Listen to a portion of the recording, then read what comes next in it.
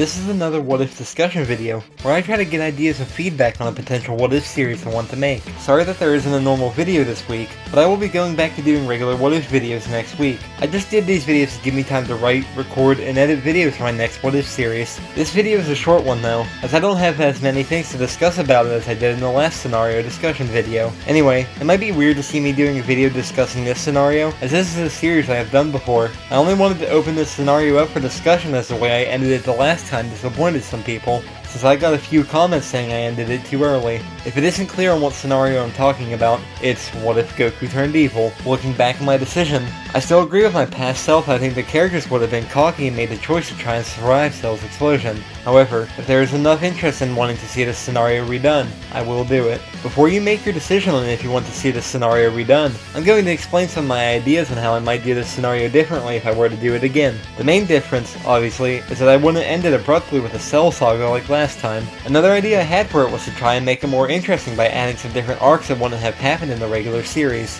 For example, many of these saga ideas involve the heroes coming back from the other world for a day to take on Goku. There's also the possibility of throwing fan-made forms for them, mainly giving them potential unleashed forms like how Gohan got the Beast form and Piccolo got the Orange form. I even thought about going one step further and giving them God Ki forms, since as far as we know, the Beast form and Orange form don't have God Ki. I also thought about making these arcs in the style of the World Martial Arts Tournament. After all, in the way I wrote the timeline before, Goku was obsessed with power and wanting to prove he was the strongest, so he kept going to these World Martial Arts Tournaments. So, what better way to guarantee they get to challenge Goku than going to these tournaments? However, instead of the heroes all coming back from Otherworld at once to play them, they could come back one at a time. Story-wise, this can work better to allow them to be more focused on a certain hero, instead of trying to split the focus between all of them. This will also give me more of a chance to try my hand at making stories that are more out there, instead of strictly following source material. However, the main issue with this idea is that it could get repetitive. Mainly, the setting of the World Tournament could be what gets repetitive. However, depending on how the fights go,